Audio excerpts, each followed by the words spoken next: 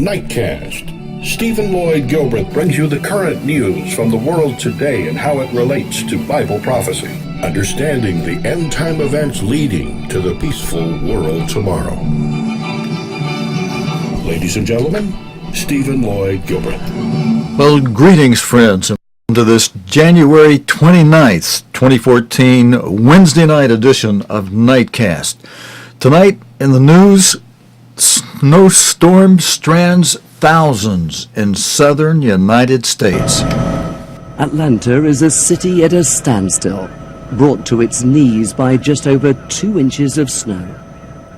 It started falling yesterday afternoon, just as office workers and school kids had started to make their way home. And as the snarl-ups multiplied, so the snow turned to ice, and suddenly no one was going anywhere fast. How far have you gone in 8 hours? A mile. The last 24 hours have seen more than 1,200 collisions, 150 injuries and 1 death. Some drivers abandoned their vehicles, others have been stuck in them the entire time. The children who spent the night in this school gymnasium were the lucky ones. Others had to hunker down on the school bus. The irony is, all of this could have been avoided had officials heeded a weather service warning some 9 hours earlier.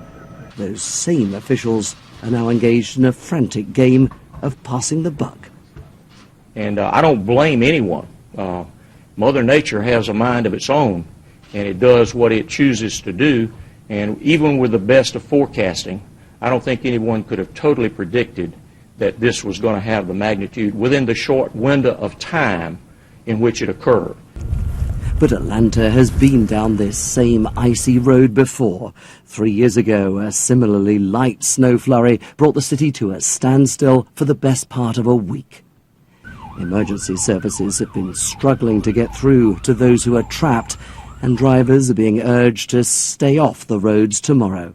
It will be difficult to clear the cars before the ice starts to thaw, and that may not happen for several days. David Willis, BBC News, Washington. Thank you, David Willis. And we have some video footage, friends. I'm just going to roll it in the background as I tell you this. Oh, let's bring it on forward. I can talk to you while you see this on your screen. A second Arctic blast has caused disruption in the U.S. Midwest, with schools closing, airlines canceling flights, Ohio tumbleweeds, and emergency crews working to dig out major roadways. Many motorists attempting to travel spun off the road or slid into snowbanks. In Ohio, high winds created so-called snow rollers, coils of snow whipped up by the 40-mile-per-hour gust. And I think we have some more. A 1,000-mile-wide storm hits deep south. The storm stretches 1,000 miles from Mobile to Maryland, so far triggering thousands of flight cancellations and hundreds of traffic accidents that have killed at least 2 people. Near Birmingham, students were stranded in an elementary school overnight, the roads too dangerous for their parents to bring them home. If you trust your teacher to take care of your child during the day, they will be taken care of tonight. Outside of Asheville, North Carolina, a school bus flipped over on an icy road, sending 1 teenager to the hospital. Real scary, because the whole bus tipped over and I was sitting in the seat on the other side and just kind of flew to the other side. 2 to 3 inches of snow fell in Atlanta, causing accidents, gridlock, and 6-hour-long commutes home. I'd advise if you ain't got to be out, stay at home. Stranded drivers in Birmingham learned that lesson the hard way. Crazy. We had to push a car this morning. We had to push a car over there. No way home. Yellow cab won't come and get us. And the thing about driving around in here is people down south don't know how to drive in it, you know. Home Depot even kept 14 Atlanta area stores open overnight to offer shelter to stranded drivers. Marcy Gonzalez, ABC News, New York. Okay, thank you, Marcy Gonzalez. And you know, the men in this interview who said people in Birmingham don't know how to drive. Well, you know, here in the whole South, we don't have this weather, but once every what would you say, every blue moon, every 4, 5, 6 years do we even get snow here normally. And so he's right. People don't know how to drive it because it's not a common occurrence here. It's something extremely unusual, and then people find out they're in big, big trouble. Well, the Army may help flood-hit victims in Somerset. You know, unusual weather is not just here, friends. It's many places. But before we go to Somerset, let's look at a couple of scriptures that come from the Bible that tell us, some of us who are looking for a time when we are taken on the wings of an eagle, in a expression God uses in the Bible, to a place of nourishment, protection, a time for final training. It was for a long time called a place of safety. And the Bible talks about that in Jesus Christ's words in Matthew 24 and verse 20, when Christ instructed us to pray that your flight be not in the winter, neither on the Sabbath day. And now the flight that he's talking about there, if we get it in context, if you want to take a look with me, again, that's Matthew 24, verse 20. That's also in Mark, and we'll look at a verse in Mark in just a moment. But in Matthew 24, the context where Jesus Christ is saying that, he's saying that in verse 20. So let's just back up a few verses where he says, in verse 16, then let them which be in Judea flee into the mountains. Let him which is on the housetop not come down to take anything out of the house. Neither let him which is in the field return back to take his clothes. And woe unto them that are with child, and to them that give suck in those days. But pray that your flight be not in the winter, neither on the Sabbath day. Now, Scripture has prophecies, as Mr. Herbert Armstrong explained to us, those of you who are familiar with God's end-time apostle and radio broadcaster, television broadcaster, who gave us good warning. He's told us that, as you can see from the Bible in so many places, prophecy is dual. Many things in the Bible are dual. There's a type and an anti-type, and the former type that's already happened out of Judea, there's a bigger type yet to come where there's going to be a fleeing. For then, verse 21 explains the timing.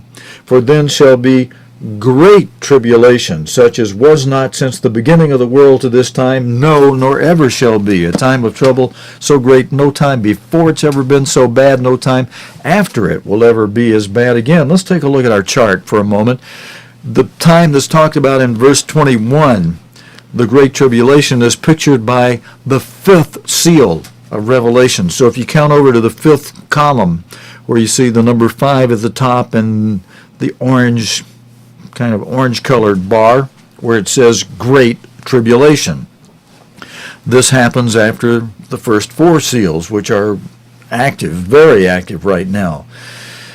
And this Great Tribulation spoken of in verse 21 is a time that follows these 4 seals. And so verse 20 is talking about the time just before the Great Tribulation, and in its major fulfillment of prophecy. For then shall be a great tribulation, but pray that your flight to avoid this great tribulation be not in the winter, neither on the Sabbath day. And good advice, not in the winter, because, go outside in that cold for a little bit right now, and then of course look at the news right now too, and see the troubles people are having, and you'll say, hey, this is not a good time to have to be doing some major escape.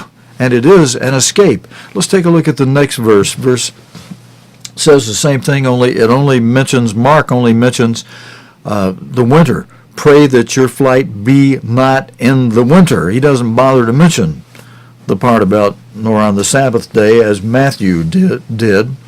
They're both reporting the same event. But just a reminder, friends, that as you see news, oftentimes when I watch the night's evening news after the day's news as we show it in the evening, it helps my prayer to pray, thy kingdom come. But that's not the only thing Christ told us to pray. He said, pray that you may be accounted worthy to escape, as he says in Luke 21, I think it's verse 36, and he says and gets real specific about not only that you may be accounted worthy to escape, but get down to some brass knuckles on it. Pray that the escape be not in the winter nor on the Sabbath day. Let's say it the other way. Let's say that pray that it not be on the Sabbath, nor, for goodness sake, in the winter, in the cold. I'll have more to say on that in just a moment, but I just want to flip over to Luke 21, verse 36, and then we'll go on with the news for tonight, where Christ says in verse 36, watch you therefore and pray always that you may be accounted worthy to escape all these things that shall come to pass and to stand before the Son of Man. And friends, that's one thing we're bringing you news on here are, bring up the chart again, these first four seals. All these things that must come to pass, the false religions, deceiving the whole world, as Revelation 12:9 says, and Christ in Matthew 24 and Luke 21, Mark 13 told us to beware of deception. Let no man deceive you. They'll come in my name saying, yeah, in fact, Jesus was the Christ, but they'll deceive many. And the second seal, depicted in Revelation as a red horse that Jesus Christ described in plain language as war and rumors of war and world war, nation against nation, kingdom against kingdom. Mr. Armstrong well explained we're only between rounds of the war. When the war started World War started in 1914 with round one. It took a recess after 1919 until 1939, 1940, until 1945. And now we're in a great recess between 1945 and the next round. Round three is upcoming. And the third seal, depicted as a black horse, Jesus Christ described as famine. And the fourth seal, depicted as a pale horse with a rider named Death, alongside whom Hades, hell, the grave, rides. And it has three activities that Jesus Christ described: loimos, seismos, and tarike. Tarike meaning troubled waters, and that can mean both literally and figuratively. The seismos means commotions, seismic activity, commotions in the air, commotions on the ground, which includes flooding.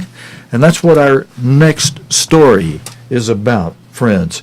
The Army is helping flood-hit Somerset. Owen Peterson. Well, he's not the one with the story. They're quoting Owen Peterson in this story. A significant number of properties are at risk of flooding over the weekend. And I think, let's see, this story we've got for you is today's story. So we're talking about this coming weekend. A significant number of properties are at risk of flooding over in the UK because of more bad weather and high tides. And a lot of villages have been cut out for almost a month, and about 11,500 hectares, that'd be about 28,420 acres of the Somerset levels, are flooded by about 65 million cubic meters of water. The Prime Minister also announced that rivers in Somerset would be dredged, as you'll see in this video, as soon as water levels drop. Here's James Landell with this report. 4 weeks on, the town of Muchelney in Somerset remains cut off from dry land.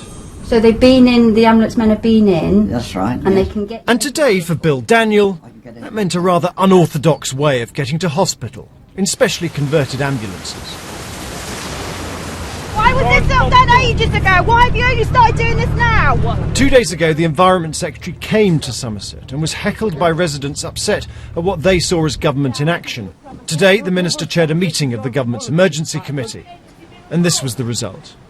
As we speak, the Ministry of Defence and the Department of Local Government are discussing how we could deploy specialist vehicles which could help some of those villages which have been cut off, to help people travel backwards and forwards, to get fuel and food in and out, and to help with transport from dry land. These are the type of vehicles he's talking about. This one belongs to the Red Cross and can drive through up to 1.5 meters of water, delivering much-needed supplies to the villagers of Muchelny. The government also promised, finally, that local rivers would be dredged as soon as possible, as soon as the waters are low enough for work to begin. Friends, last night we told you about the floods caused by heavy rains continuing in Bolivia. At least 30 people there have been killed, mainly in the northern and central parts of the country. And Alpa Patel has a report on that for us tonight. Trying to escape the floods. But this escape doesn't get very far. The car is stuck and the family inside start to panic. There are people stuck inside and they cannot use the side doors to escape. Some bystanders risk their own safety to try to help. Thankfully, they are able to climb out of the back. The water is deceptively deep, and moments later, the car sinks out of sight. In other parts of the country, there have been mudslides. Some were lucky to escape, but lost loved ones. This woman says, "My daughter and I were nearly dragged away, but I managed to escape. That is why I was unable to help my other relatives." So severe is the situation in parts of Bolivia that the government has declared a state of emergency. Rain is expected here at this time of year, but this year it's been particularly intense. Tens of thousands are in desperate need, and the government says help is on its way. But whilst the heavy rain continues, the fear is there could yet be more loss of life. Alpa Patel, BBC News. Okay, thank you, Alpa Patel. And friends, these stories relate to the fourth seal of Revelation. Some of you may be saying, oh, well, these floods, so what? I'm waiting for big earthquakes to hit. Where the King James Version cites earthquakes, the Greek word, look it up in your own English, get yourself a good English-Greek lexicon. Look up the word used for earthquakes, and it's seismos. And seismos is not limited to earthquakes. That's only one of several definitions for the word, for seismos. And seismos is one of three words that Jesus Christ used in describing the fourth seal of Revelation. He described it as loimos, which means disease epidemics, pestilence, and the plagues of Egypt. He described it as, we'll come back to seismos, he described it as terike, meaning troubled waters, both literally and figuratively. And it's and trouble, just mobs, sedition, just trouble, but not the mega trouble of the fifth seal, but just trouble as part of the fourth seal, the pale horse, a horse named Death. And the stories we were just seeing, 30 people in one of the stories were killed in one of these floods. So your horse named Death, very active with that troubled water. But seismos covers it also, because seismos, defined as seismic activity and described in detail in your English-Greek lexicons as commotions in the air, of which it gives the example of gale force winds, and that includes all kind of terrific winds, gale force winds, tornadoes, hurricanes, even includes tsunamis, and what else, typhoons, what else do they call, big winds, hurricanes, tornadoes, typhoons. There are other names for them. And it includes wildfires, it includes flooding, it includes your commotions on the ground. It gives the example of earthquakes, but that also includes volcanic eruptions. That's seismic activity. It includes, we mentioned tsunamis, we mentioned flooding. All of that kind of thing is covered by the word Christ used, seismos. And that's part of, that's the plain language explanation of this fourth seal. So when you see these news events, and if you need help with that, friends, contact me. I'll help walk you through it and hold your hand through it if you need that to be able to understand and see it. These flood stories we're seeing, they are part of the fulfillment of the fourth seal. And there is so much of this. If you're sitting back having your beer and pretzels and la-di-daing during these news stories, you're missing something. This should be driving you onto your knees and saying, oh God, help these people who are suffering this and bring your kingdom. And by doing this, and it wouldn't hurt once in a while if you want to even say, and by all means, Father, if I'm falling short and missing the mark, help me do what I need to be doing so that you account me worthy to escape. There's nothing wrong with desiring to escape what's coming. In fact, if you've got good sense, you'll be doing that. You'll be saying, God, what do I do to escape this? And am I doing enough? Ask him. Am I praying the way you want me to pray? And are you hearing from me the way you want to hear from me? And are the actions and activities of my life what you desire to see in me? Do I have the love for my fellow brethren and my fellow man that you expect to see in me? And do I have the love for you, great God, that I should have for you? Of course, now he says if you don't love your neighbor, you're not loving him truly. And Jesus Christ gave us a new command that you should love one another. Speaking of brethren, those of you who are, brethren who are watching. Some of you think you're brethren. I know some of you are watching. You haven't heard of the church I'm involved with. You know me. You tune in. You like the news. But there's a lot behind this program that you don't know, some of you. And some of you that do know it. Mr. Armstrong used to pound on his desk and get very excited and telling us to wake up, brethren. And just a reminder, we should keep what he taught us and instructed and warned us in mind and be awake, because this stuff is happening that's fulfilling these seals that you see here. The first four of them, they're very, very active. This fourth seal has been incredibly active all the way since last summer. And this fourth seal, when Jesus Christ mentioned Tarake, only Mark recorded it in Mark 13, verse 8. Tarake, however you pronounce that in Greek. That's a difficult study. Even Greek people don't even always know how to pronounce correctly some of these things. But the word means troubled waters. It means it figuratively as well as literally. And figuratively it means mobs and seditions. And that's a lot of what we have going on over in Egypt. We have Isaiah 19:2 I've been reading to you being fulfilled, where God said, I will put the Egyptians against the Egyptians, against his neighbor, against his family, city against city. And so internally in Egypt, there's a lot of strife. The military is trying to wrestle it away from the Islamists and bring order, and they're using a strong hand. The Egyptian prosecutors have, they referred four foreign journalists to a criminal court on charges of aiding Egyptians belonging to a terrorist group.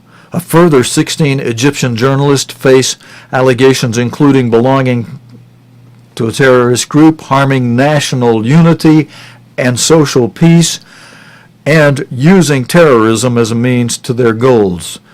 The foreign diplomats include 2 Britons and a Dutch national and an Australian believed to be Al Jazeera correspondent Peter Grest. Orla Gorn has this report from Cairo. I need to just play a little bit of it, friends. In the first part of this, you'll see Peter Grest from a story he won some awards on. This was not an orchestrated protest, but the Australian journalist Peter Greste, in action in Africa, during his time with the BBC. The award-winning foreign correspondent has now been behind bars in Cairo for a month. He was arrested on December 29th with two colleagues from Al Jazeera English, Mohammed Fahmy on the left and Beher Mohammed. They were detained soon after the authorities declared the Muslim Brotherhood a terrorist group. In a statement, Egypt's public prosecutor claimed Al Jazeera journalists either joined or helped a terrorist organisation and broadcast lies harmful to the national interest. Al Jazeera has been appealing for the release of its staff. It says the charges don't hold water and it has a track record of honest coverage. We've been operating in Egypt now, Al Jazeera English, for 7 years and Arabic for at least 15. It's a very important story for us. We've always been there. We believe we've been very fair. We believe we have no bias. And when they were picked up, quite honestly, we thought it would last a day or two. Instead, Peter Greste and his colleagues remain here in the forbidding Torah prison complex, where Mohammed Fahmy has been denied hospital treatment for an injured shoulder. This four-fingered salute is a symbol of the anti-coup alliance. Greste, seen here on the streets of Cairo, has said he and his team were just doing what any responsible journalist would do, trying to make sense of the unfolding events with balance. The treatment of the Al Jazeera journalists raises serious concerns about press freedom and about democracy here. The military-backed authorities say they are building a new Egypt with respect for human rights. But campaigners say that claim is undermined by locking up journalists. They say freedom of speech is under growing attack. Orla Guerin, BBC News, Cairo. Friends, we turn next to Syria, where Germany is in the news regarding Syria. They are making homes for some of the refugees from Syria.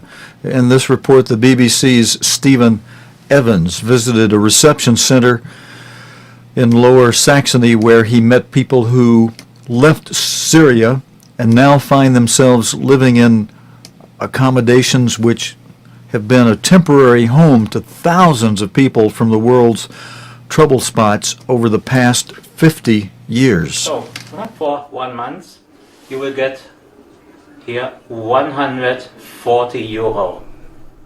140 euros a month, plus a voucher for clothes. Initial support from the German taxpayer for those fleeing the most horrific of wars. This camp in Friedland will deal with the 10,000 Syrian refugees the government says Germany will take. This man fled over the mountains to Turkey, Greece and then Germany. He can't be identified because his family remains in Syria. What I saw there is blood, crime, killing and more killing, killing for no reason, fake reasons to kill. It's not a place to live. There's a debate about whether Europe should take more Syrian refugees. Are you going to give to the European economy, or are you going to take from it?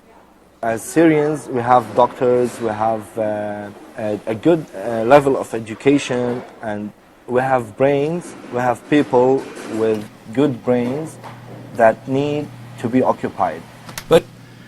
Okay, Steve, I need to interrupt you, and if you don't mind, Mr. Evans, Stephen Evans, I'm going to leave you on the screen while I just mention Angela Merkel in the news today. She says the U.S. and the U.K. have been, their snooping sows distrust. German Chancellor Angela Merkel has said U.S. and British spying sows distrust among allies. She used her inaugural address to Parliament after her re-election to warn that such surveillance ultimately undermines mutual security. She also accused the UK and the US of using spy agencies to gain economic advantage rather than just for security. Well, yeah. In October, Germany summoned the U.S. ambassador over claims that the U.S. monitored Mrs. Merkel's mobile. The chancellor at that time demanded, now listen to this, the chancellor at that time demanded a complete explanation of the claims which were made in news magazine Der Spiegel. She demanded that of the U.S. ambassador. A big problem for the U.S. ambassador is that the current, and during that summoning, was that the current presidential leadership of the U.S., against which the checks and balances are not working too well, as the president says, if Congress doesn't give him what he wants, like last night's State of the Union address, he'll just issue executive orders. That is just the opposite of the form of government established by the United States Constitution that calls for the president to execute as chief executive of the executive branch of the U.S. government the laws which are passed by Congress, with some limited executive checks and balances against Congress by the president in the form of the ability to veto legislation and then seek trade-offs for okaying some things Congress wants in exchange for getting some things maybe the president wants, and all of those subject to the election or not, re-election by the people of the United States. Well, like our Western civilization instructor William Schultz used to tell us in Ambassador College, democracy has within itself its own seed of destruction. I used to scratch my head for a long time wondering, what does he mean by that? I asked him once or twice. He said, in your lifetime, you'll see it. You'll see what I mean. And yes, he's right. I'm seeing it. I think we're all seeing it. But like Mr. Herbert Armstrong says, it's not perfect, but it's the best form of government man has known so far. But even that form of government is going to wind up writing the lesson that Jesus Christ and God the Father wants mankind to learn during the 6,000 years that God has allotted mankind to go his own way, cut off from God ever since the Garden of Eden when Adam and Eve ate from the tree of the knowledge of good and evil, deciding for themselves what's right, what's wrong, how to handle education, how to handle their laws, and how to govern themselves among their fellow men. But here in the United States, what often doesn't work is that Congress has become a house divided between Democrats and Republicans. What also doesn't work in this world is when everyone is in harmony and eating from the tree of the knowledge of good and evil. It often still winds up disobeying God and reaping curses instead of blessings, reaping the whirlwind of God not stepping in and protecting us from adverse weather, as he's done so many times in the past, but not as much anymore as it gets closer to the end of this society as we know it before Jesus Christ returns, and the first 4 seals of Revelation have to accelerate as they are. And if you're missing that, friends, like I said earlier tonight with the flooding, you're making a big mistake. With this cold weather, it's a good time to be praying, thy kingdom come on, thy kingdom come, and to be praying that our escape be not on the Sabbath, nor in the cold of winter, where people die just being outside in some of this extreme cold. Friends, I want a little bit of overtime tonight on this Wednesday evening. God willing, and the creek don't rise. We'll be back again tomorrow night, Thursday evening, with more news from the current day related to the Bible and prophecy. Until next time, your host Stephen Lloyd saying, so long, friends. You have been watching Nightcast with Stephen Lloyd Gilbreth. Nightcast can be seen Sunday through Thursday nights here on COGTV.org. Tonight's program is also available anytime on demand in the COGTV.org video archive.